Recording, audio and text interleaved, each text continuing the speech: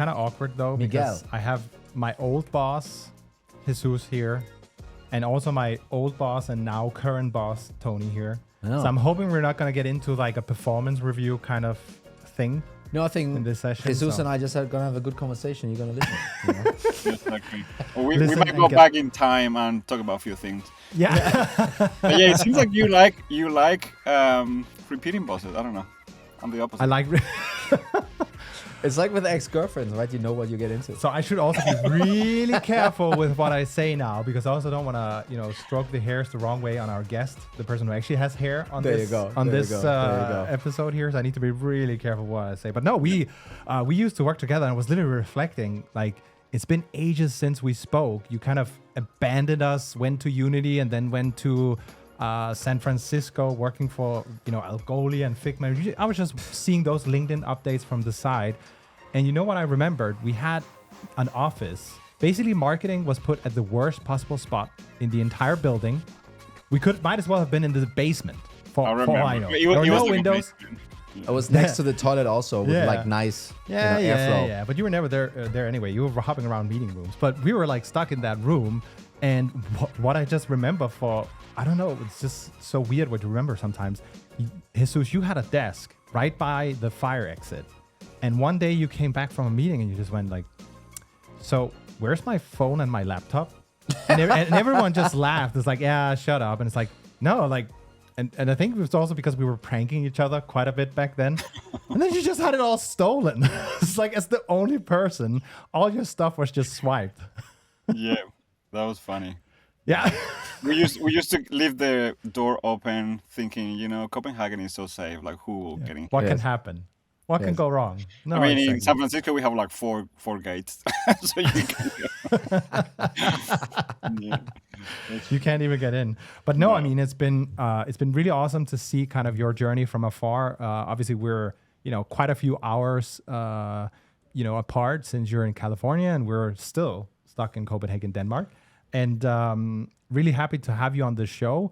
You've obviously been working tremendously with PLG and product-led sales. So I think it's a given what we're kind of hub into today. Yeah, but I mean, the background from Jesus, also when we, work together, it's kind of a marketing growth perspective, right? Back then, that's what we called it. And I think then you jump to Unity, and this is when then the whole PLG, PLS thing also in the market in general started to lift, and that became a thing, right? And I think, and I don't have the history, fully kind of mapped out, but you probably with Unity were one of the first ones executing some of that stuff that's like on the intersection between like product-led growth and product-led sales, right? I mean, that's kind of how at least I see it. And that's kind of what we want to talk about here today. Welcome, Jesus. Yeah. Thank you. Thank you for having me. And that's right. I think it was 2016, 17, 16. My Unity journey started, and I think prior to that it was called growth, but there were a few companies in the Bay Area doing proper growth, which it was the activation, onboarding, hugging the top of the funnel, the referral, virality, the main things about PLG, and that was Facebook was a really well-known one, because they cracked like what would it take someone to stay in the platform. That was inviting 10 people, and then they crack like, well, we just need to get people to invite all the 10 people, and then they would just stay. And if I recall correctly, that was the one. And then that was called growth, and when I joined Unity, it was to do that kind of like onboarding, activation, retention of users, conversion to pay. It wasn't even called. My title wasn't even growth. I think it was like pay subscriptions or something like that. Yeah. Unity was in a really good position because they had the prosumer business to selling to individuals, but they also have a B2B traditional business where some of those individuals will belong or will in the future belong to teams that they will buy as a team. Yeah. So I think that was my first experience with what it takes to sell to individuals, but some of those individuals actually belong to companies, and how do we get from the individual to the company? But let's talk about exactly that journey, right? Because the prosumer side, that seems like I don't want to say a mass market game, but like this is a, emails and whatever you might have.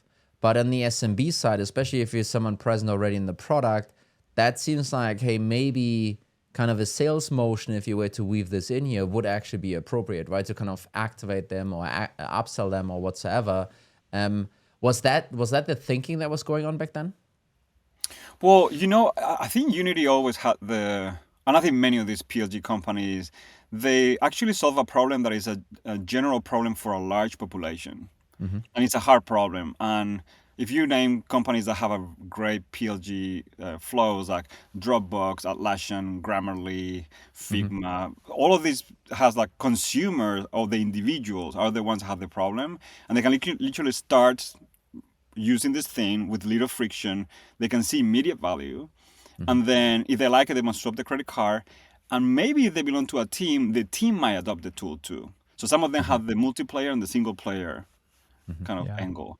The multiplayer is when these things go wild in companies because all of a sudden it's not just one individual using the tool, there's a team using the tool. So Unity has some of that. Like you have like then the artists, the producers in the tool, yada, yada, yada. And then all these things are the same, right? Like some of them stay as I think Grammarly made their way from individual to teams. They started building things for teams. But normally these tools start with the individual problem, big TAM, big market, and then they go into the team kind of value prop. And that's how they go up. And at Unity, it happens that we already had plenty of studios using Unity. We have a long tail of individuals. I think they were in the 4 or 5 million when I started, and we had like 20,000 paying teams, but we already have like 40 or 60,000 non-paying teams or in lower tiers. And that was really interesting. So this is the classic PLG example where all these companies start using it, but in the wrong tier, they're not using it properly, or maybe they just like a little group using it, but they haven't spread widely. So then that's a very interesting place to be. And I didn't know. I think OpenView, I wasn't that close to OpenView back in the days, but they started talking very openly about this later. I think I was at Unity trying to figure it out. How do we sell more of these people? And I'm trying to go through data and figure it out. Right? And tell us a little bit more about this journey and where you ended, because I think, if I remember this correctly, I mean, at some point you basically built a sales team, right? Kind of a junior sales team under your wings that actually was helping to upgrade and expand those accounts, right? So I think that might be, one part of the journey here, but how did you go from, this is the setup that you just walked us through, and then using data to get to the point like, wait a minute, why aren't we having a couple of junior folks placing some cold calls to the already, pretty warm user base here in order to expand those accounts? I think there's I learned something doing these many years, is that their products were the individual doesn't have to talk to anyone. In fact, they don't want to talk to anyone. Just find the tool, try it. They love it. It's like, this is a no-brainer. Let me swap the credit card. My personal one or the company one, we start using it, spread a little bit. But in most cases, it's very rare that you want to get this into a proper team usage and the team doesn't want to talk to someone to say, hey, I just want to validate a few things. Like, does it do this? Does it do that? Does it integrate with this thing? How does it work here? How does it work there? Normally. So the PLG motion is simple because you don't need sales to pitch, hey, you should get into these. You're already into these. So it's more the account manager approach. It's like, hey, you're using this thing. Let me tell you a few things that you might want to leverage with this thing. And I think that was our realization with Unity. It was similar to the Atlassian. I mean, we talked to other companies, but it was very clear that there was people using the product, knowing the capacity that they should be using it. And they should be in higher tiers with better services and better layers of the product. And they also needed some little push to understand, hey, well, what is going on here? So that's what growth and PLS, I think that was my first experience where I could educate some of these teams that they might be leaving things on the table, but then I can use a human to accelerate that conversion. And that is exactly what happened. We started with, it wasn't even a salesperson. I think it was like kind of we call it success advisor. And they were just literally chatting with people on email and chat, and people who have questions will answer the questions. We generated templates and very FSQs and all that stuff. And then with a little bit of education, the team will get either into a higher tier online, self-serve, or they will go into a contract. When we saw some of those contracts becoming bigger and bigger, we thought, oh, wait a second, like, shouldn't we have a sales team like doing this? And then we built like a inside sales team. You can call it SMB commercial. They were small deals, like 5 licenses at a time or whatever. But that was like incredibly transactional, very fast. I mean, we made a ton of MRR very, very fast, and that was just because of we found those accounts that they were in the low tier or in the wrong tier or not leveraging the product correctly. But again, these companies need to have a pool of users they already have seen some value large enough for you to create a motion like that. You can't do that with a thin trial inbound flow. Yeah.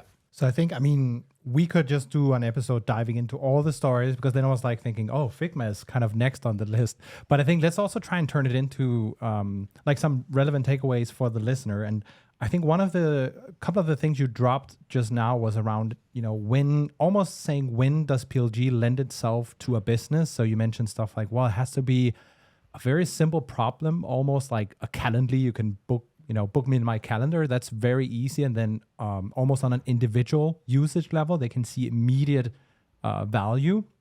And then a big market. Usually when we've discussed, hey, what motion kind of fits, it's been on the basis of, hey, what's your ACV, right? And it sounds like there's some different nuances to product-led sales. So what I'm wondering first off is if someone is listening right now and they first off want to understand, is this even right for us? What would be kind of your go-to to assess, yep, you can do PLG if you have these 5 criteria kind of met? Do you have something like that you assess? It's funny because most of the companies that I've been, there's always been the discussion like, is this the right motion for us? All of them. I mean, maybe with the exception of Figma, it was so brutal. The amount of like accounts that they had, it was just like, this is it. This is bigger than whatever we could do. But I describe normally that the PLG is not the utopia scenario where you have a product that millions of people will sign up and you have like millions of people sign up every month. And then from the millions, it's maybe like a few dozen thousands that might be your ICP account that you want to put a sales or a account management team to upgrade.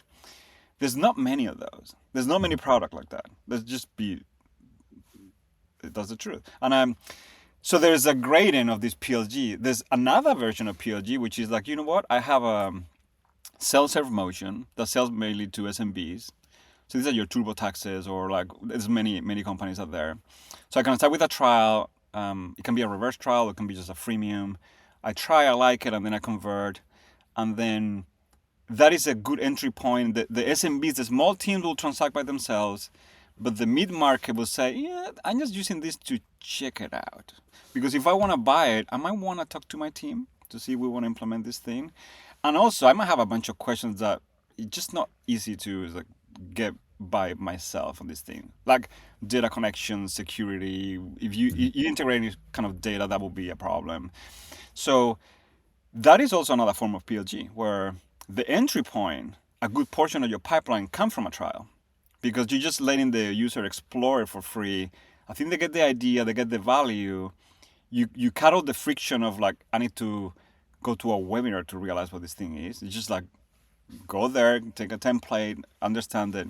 And then from that entry point, you can accelerate that into a contract through sales or inside sales or whatever it is.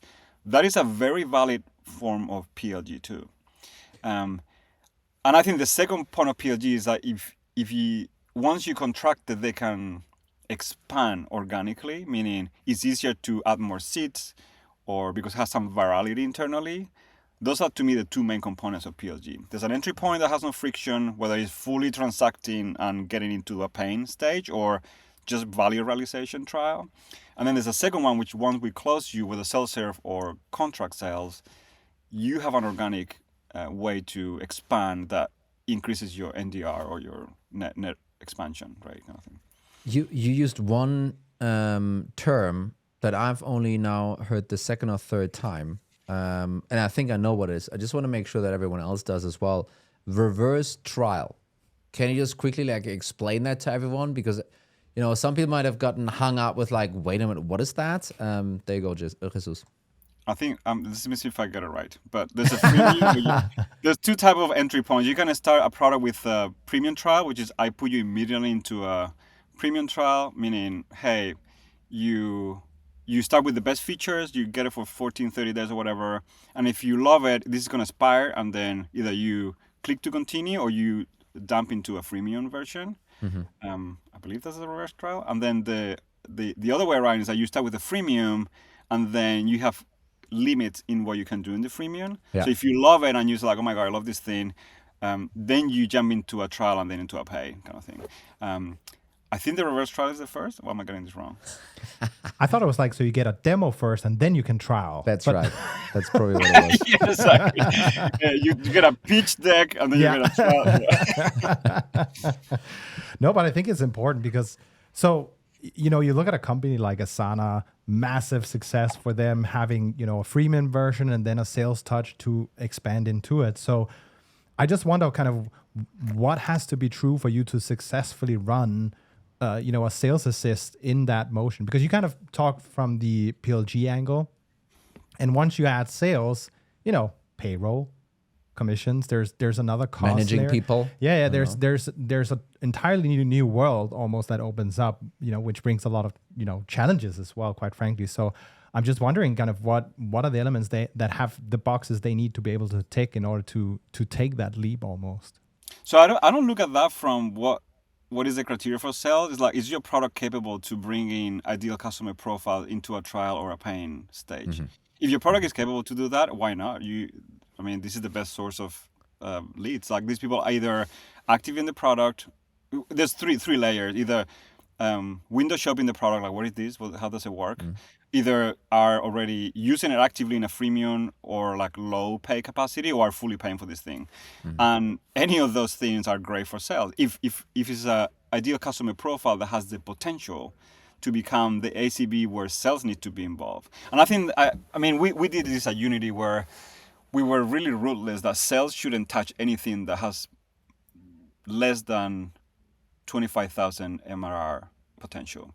Yeah. So we draw a line to say humans are not really worth it unless there's this kind of potential in the account. Not just to land the deal, but just the overall like lifetime value of the account. But I think you also had like another way to go about. I mean, there's like almost a lower limit in terms of you know, ARR, whatever it might be. But I think you had also another way, which is basically like, well, what is the problem that the user has or the team has that they need to overcome, where a human might simply be better suited to help them to overcome that, right? Because you mentioned hey, I'm going from a, you know, prosumer to I want to invite a team, and suddenly you have a couple of additional questions that basically come up where it's like, it's too tedious to kind of, you know, figure all of that out myself. Let me just call someone, ask him or her some questions, and then, you know, jump over that bar, right? Kind of that's another way to actually look at when does PLS make sense, in the sense of here are some barriers someone needs to jump over that would unlock a, you know, massive upgrade in terms of ACV. Sure, that's my other justification. But really the issue you're wanting to help them over is the first one, right? Because if they were to upgrade to that ACV themselves, you would also be like, great, then we don't need those people actually in the first place, right? Kind of like it's really helping them along on this journey. Yeah, I think you're right. That's what you call assisted motion versus like a PLS, product-led sales motion. And I think it's right. I think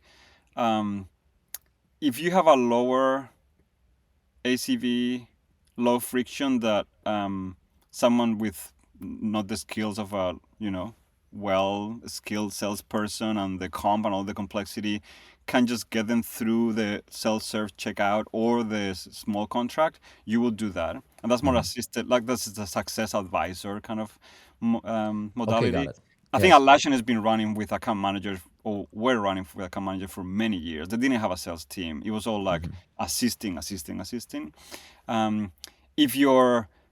If some of those ICP that comes in, you immediately realize, hey, the seat potential, if it's a subscription business, or if it's consumption business, the potential of the ACV is big enough to put a sales human, a skilled person to upgrade them faster.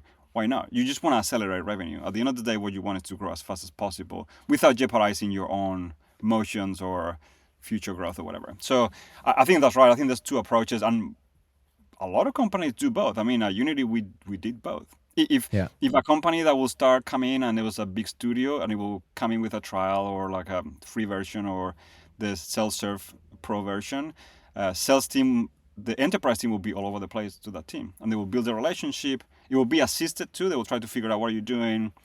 They will do like hackathons internally. They will build a demo for them. We will put like sales engineers to work with them, and then all of a sudden that account will turn into a bigger account. If it was like low value because the potential seed in the company was only like 5 to 10 developers, we'll do the assisted sales and say, well, so I think that defining I call them motions, but defining the motions is very important. Like what we don't touch or we let be self-serve. What is a sales assisted motion? What is a sales PLS motion? Most likely, if you're a B2B business with some sort of bottoms up trial or freemium, you're going to have the three of them. So maybe this is a tactical side question here, but lots of people that are either running a trial setup and kind of growing up as a company and suddenly attracting different accounts, or someone that is already in the mid-market enterprise and wanting to add something like this, all of them are afraid of, Goldman Sachs inbounding on the trial. And it's like, that's exactly the reason why we shouldn't do it, because, they started the trial and then they abandoned it, they never come back. If that was a demo, we would have $1 million deal. What is your perspective on that? That's a really interesting. I've seen it actually. I've seen that internally. I say the buying journey today is so messy and convoluted that you should not stop the customers to do whatever they have to do. Yeah. And I think what you need to figure it out is like, what are the signals? Like if I have one of these blue chip Fortune 500 companies show up in a trial, I will investigate what is happening here. Who is it first?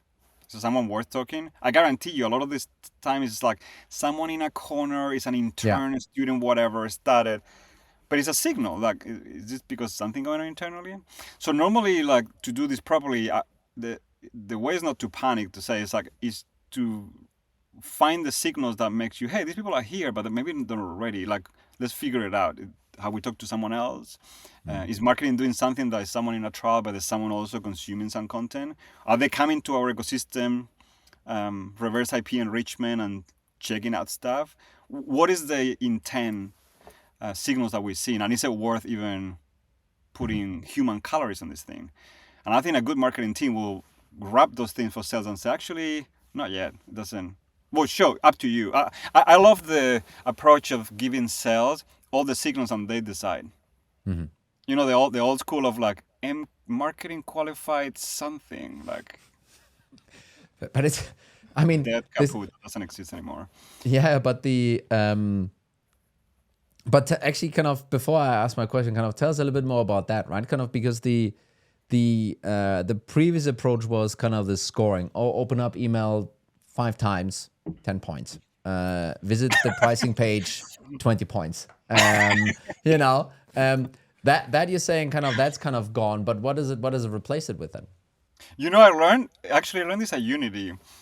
After we did a lot of trial and error, like product qualify account, they have to do these 5 things, and then we'll pass them to sales, and then marketing qualify account. And I was like, they have to attend these webinars and whatever, and then we pass them to sales. Like it's just like, and then sales were like ignoring some of the good ones and then going after colder ones by themselves. Like, what is going on here? Like, this doesn't work. Stop it right now. So there was a person that was very innovative in the sales team called Niche, and we said like, what if we just give sales all the information that they will need about an account in one place, and then to the discern, they will figure it out. Oh my God, this thing is on fire versus that one. They will figure it out what account to go after, and then who to go after in the account. Because this whole thing about NQL too, like, excuse me, but like why? Like, it has to be. Normally they buy in a group, and you might have part of the group engaging, and part of the group might not be even engaging. So you want the salesperson to figure out who's the group. So, and then a lot of tools. We did this in a funny way at Unity because we were combining 6 sense signals with our own third-party signals, trying to merge them all in Salesforce. It took a lot of work and it was really painful. And then tools like Pocus, Endgame, GetKoala, these people came up recently in recent years. I'm like, this is exactly what we built there, but way better. So the dream scenario is that I'm a salesperson. What do I want to know as a salesperson? One, is someone raising their hand that I should be talking to, like immediately?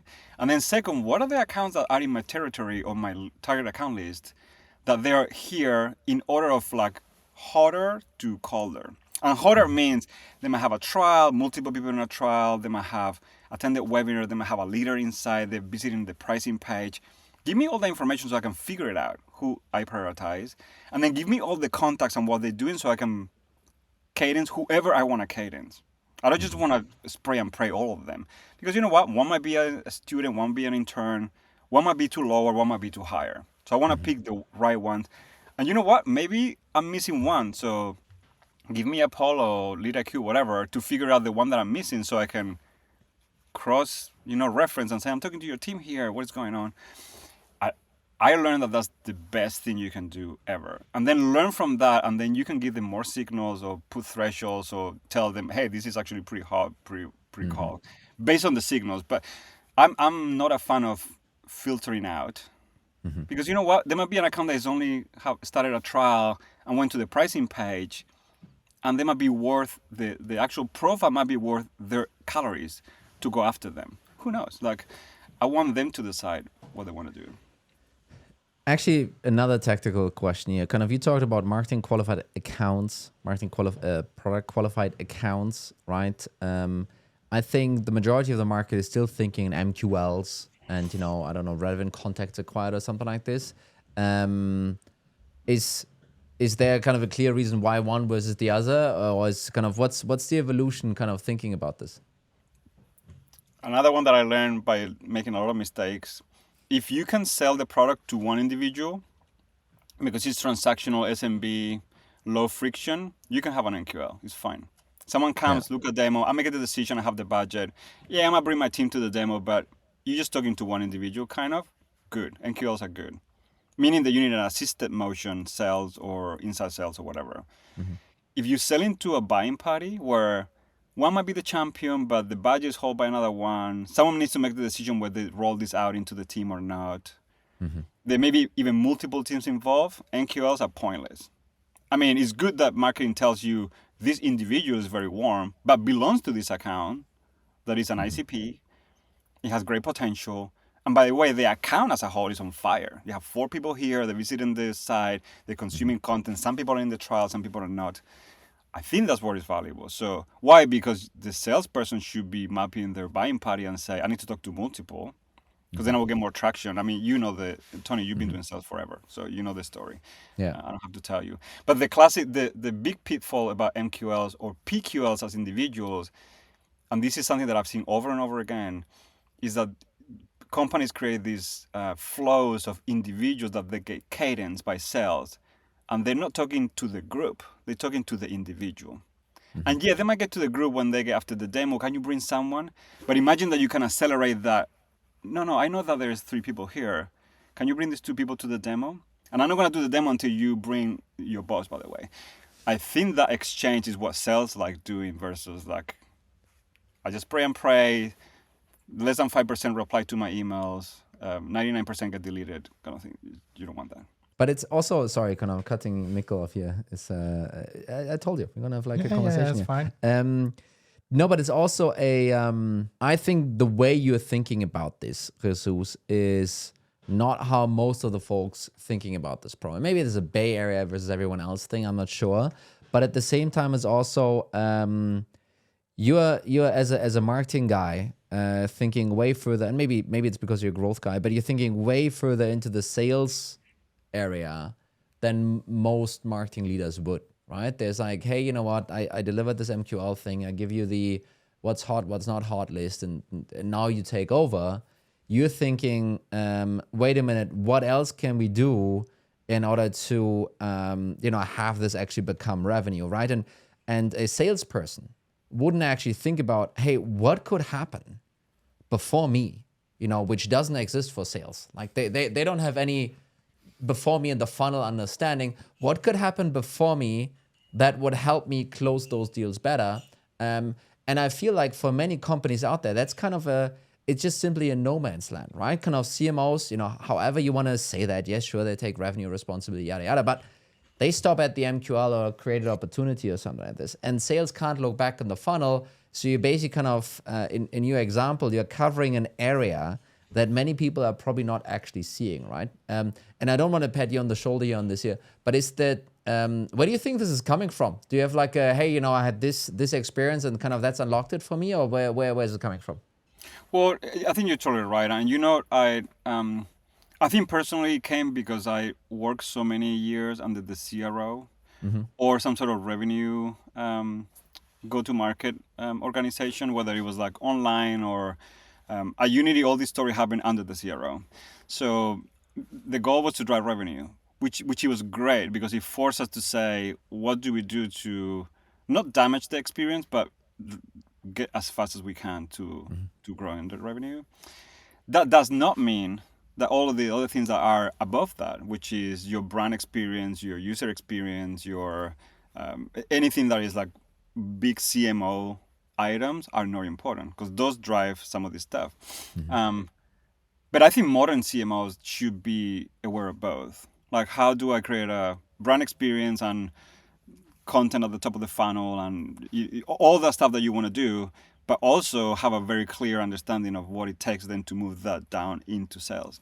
Because otherwise you create a disconnect, which is never healthy, right? And I think to your point, I never seen sales teams more engaged when the or the growth team, the management team, you call it, that can be under the CMO, under another team, come with them with the real signals that actually accelerate the opportunity creation. Yeah. This actually can be very scientific. You can actually do models to say, no, if they do these 10 things, they're very likely to convert.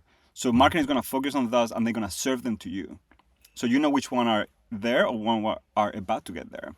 And I think those are the best. The worst thing for a sales team is that, here's the worst scenario, the classic MQL scoring. That then when you unpack the MQL scoring, it's like BS. And the sales is like, I don't believe in this thing. Day 2 of the MQL scoring roll out, 3 months building it. The sales team look at it and it's like, what is this? Like, no, I don't believe in this thing. Why do you give 100 points for a non-Gmail email domain? It just, Yes. So I'm kind of curious because we've talked a little bit about what's changed and what's different, let's say in the top funnel almost. But this experience for the user is so different. At some point, you're going to have a PQL or PQA, and sales is going to get involved. Has the process also changed there? Like in my head, we grew up with all this band stuff first. Now it's medic and spiced. And I'm just curious, are there any kind of tectonic shifts you're seeing when you're running PLS in terms of how sales is then working those accounts or those contacts? I think it's the same. I think the qualification is the same. The qualification is the complexity of the qualification will be based on the ACV, the value of the account. So the larger solution selling, you have like more medic or there's new ones out there. If it's simpler, you just need to validate you have the budget is the right time kind of thing, right? And I'm sorry, speaking to the right person, but it hasn't. I think what it has changed is there's two main things that I try to shift in any company that I work with. One is like, let's make sure that we align on who we're targeting. Like if sales have to give a call right now, imagine cold calling to a list of accounts, I want to target those. The ones that say like, if I want to put my personal calories on calling someone and convincing them to talk to me, I want the same list for marketing. Why? Because then we're super aligned. I'm going to do my stuff. We're going to get awareness and, lead magnets and whatever. We're going to get account engagement, trials, whatever. And you're going to love it because every single one of those domains, you're going to say, yep, oh my God, that's the one that I want to talk to. And then on the other side, you might do some outbounding or build some relationship on the side. And both things are going to complement each other. So at the end of the day, we're just fighting for the same, kind of trying to get the same pool inside. I think that's number one. That takes like a ton of lift out of like, MQL, that lead is not good. Like this is the classic 30 years ago thing. Yeah. The second one is like, well, the accounts that I'm targeting, can you give me more insights? What are these people doing? Are they coming to my ecosystem? Are they visiting the pricing page? Are they consuming content? Are they in a trial? Can you give me all the contacts that you have? What are these contacts doing? I mean, if you're more advanced, can you give me third-party information? Like, are they publishing some news. At Unity, we scrape news to tell the AEs this account is on fire, and these are 3 things that they published recently. So you have an excuse and an angle to them put in your cadence to say, you recently published blah, blah, blah. So we scrap Google News to put them in there.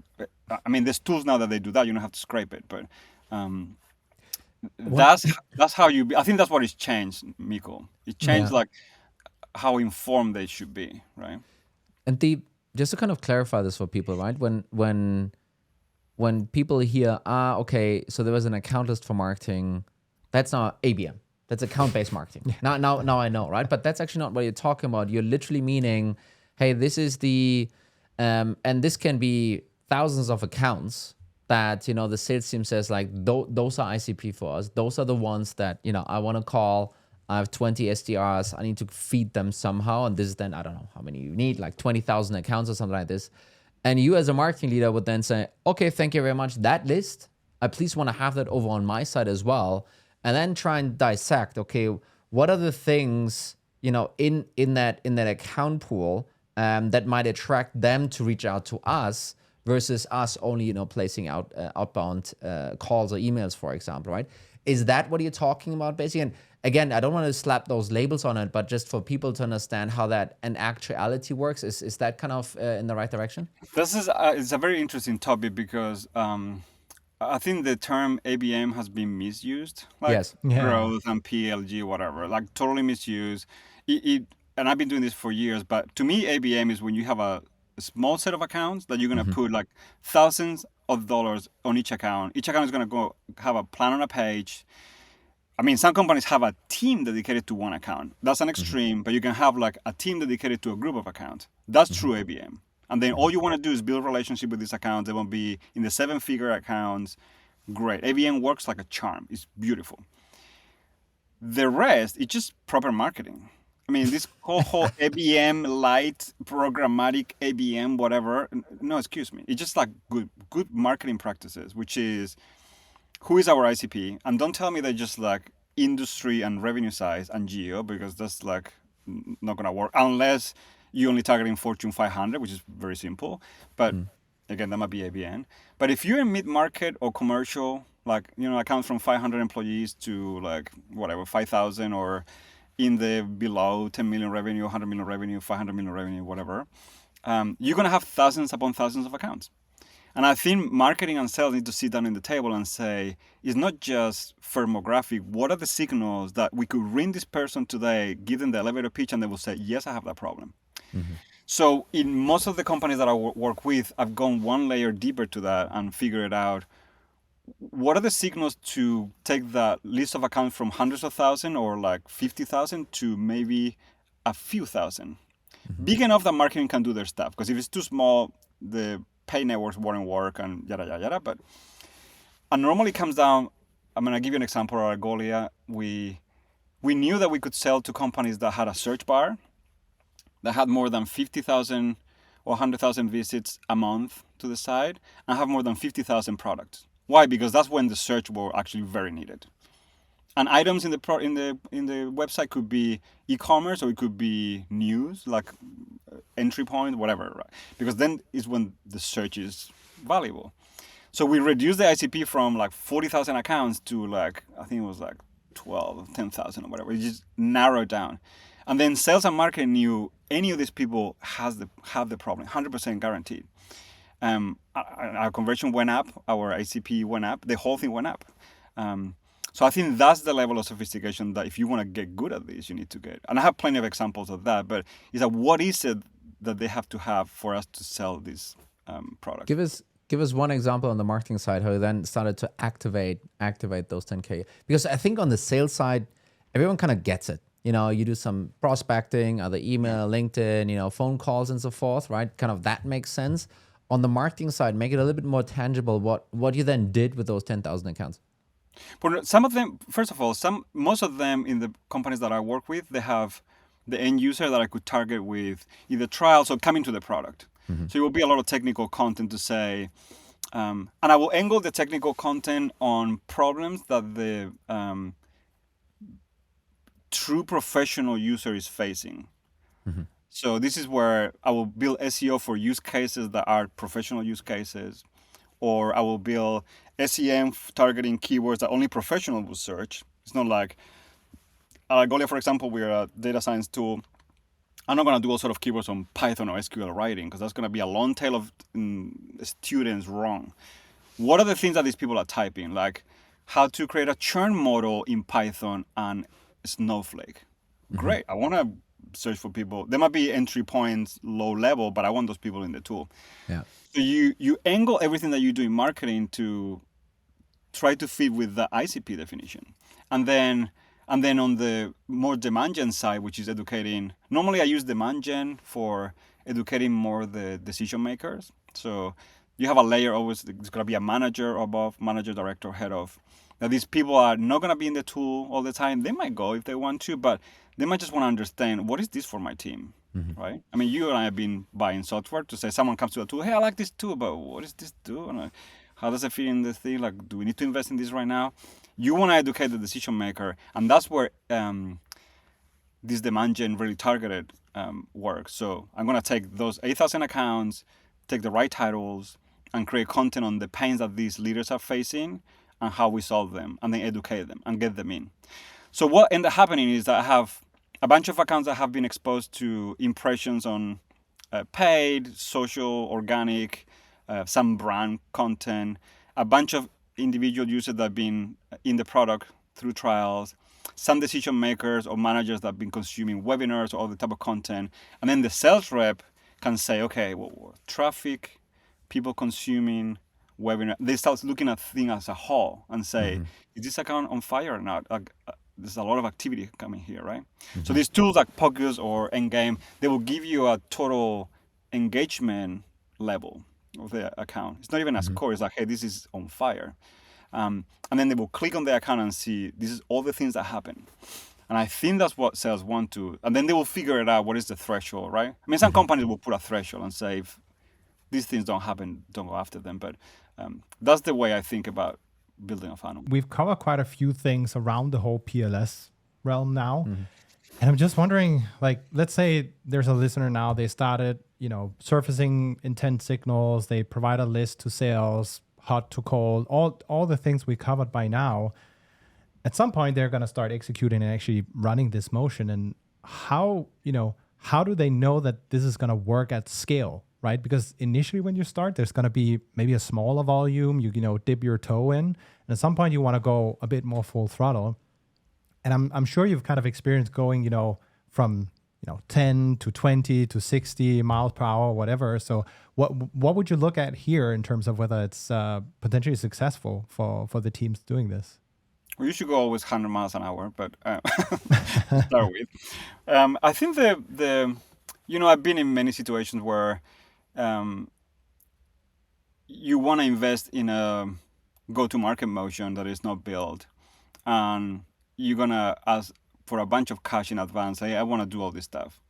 And the CFO is going to look at you and say, well, what is the return of this thing? So normally what you will do is, with your most educated guess, create a waterfall demand kind of model and say, you know what, we think these accounts are going to take roughly 3 months to go through this education period. And you look for the signals that tells you whether you're in the right path to deliver the pipeline. So let's take the sample that we did before. You have 8,000 accounts, the best ICPs ever, and you're going to start trying to get some of those people trial in or demand gen. You're going to start from the top of the funnel. Am I reaching to these accounts? So I want in the first 30 days to reach to 75 of these accounts, and I want 35 of those accounts percent or 15% to have at least a trial and a manager lead. And you put that as a milestone. And in the second month, I want 15% of those to be a meeting booked.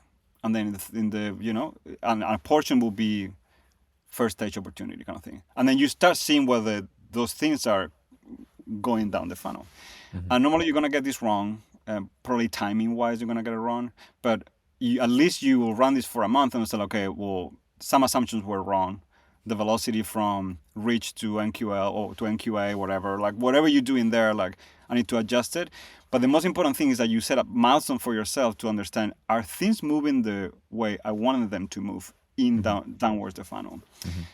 because I mean, you've seen scenarios where you spend a bunch of money on like whatever, demand gen, leads, trial, or whatever, and then you say like, yeah, to your point, like I've done the leads, but what, you don't have a full view of that. So I spend a lot of time trying to map that funnel and figure out what is the time that will require for accounts to go from the top to the bottom, and then monitor that very closely. And if we've seen the right signals, meaning, yeah, we started with an investment of X and we've seen some of that trickle down the funnel, just double it down and double it down.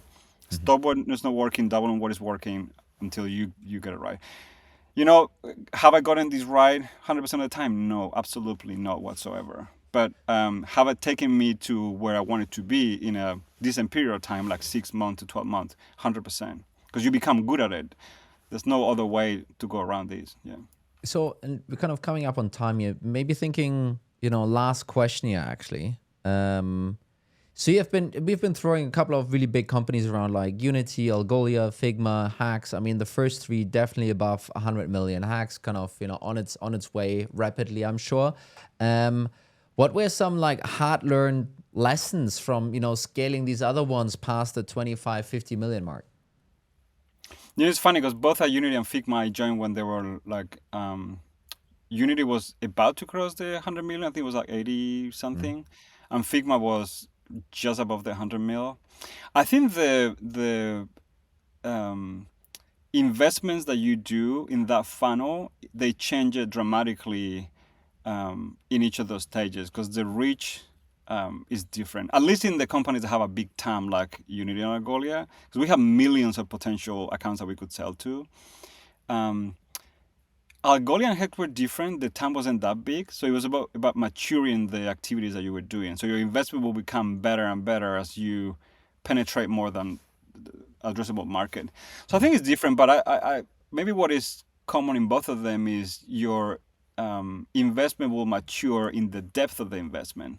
So you might start with some content at the top of the funnel and SEM and trials, and then you end up having like way more in-depth experiences. You might do a developer conference because you learn that engaging developer might work. You might do Figma has their own two conferences actually, one for end users and one for leaders. So you end up picking like big rocks or big investments that will take you, I think it will elevate your reach and your engagement like dramatically. You cannot do that when you're small. You cannot spend like $5 million on a conference. You just can't afford that. But and maybe just wrapping up, I don't know, did you want to do that? Go for it. So the thing is, right, we started out talking PLG, PLS, then we talked a little bit, some people listening was like, I think this sounds like ABM. I think we're calling it more modern marketing, or kind of how marketing should be done. But ultimately, right, especially thinking about PLS and kind of the sales piece to it here, it is about, the boring piece is it's about targeting ICP. Okay, cool. Yeah, we all know that. But also by, forcing those signals, collecting them, and then also giving them to the sales team to figure out how to deal with that best. And those signals, there could be, third-party intent. There could be, I don't know, whatever email opens. But there could also be, hey, wait a minute, this is the stuff that they did in the trial. This is the stuff that they did in the product. This is how far they went in the product journey. Hey, they invited a couple of other folks. Those are also, quote unquote, just other signals, basically, right? And then making sure that handover to the sales team, this is not the end all be all of that story, but basically kind of this is just, hey, we're now layering another role in, which is going to make this whole thing way more complex, way more expensive, by the way. But the journey still doesn't end here. Kind of what are other things we can still support while that basically happens? And I think this is at least, Jesus, thank you so much for your time. But that's kind of a little bit my takeaway actually from the session here. That's it. You got it. That's exactly right. And there's no a given formula. You should experiment and learn yourself. What you do in one place, you cannot do it in another. So that's it. If Jesus, only I wish. Thanks a bunch, everyone, for listening, and thanks, Jesus, for being here.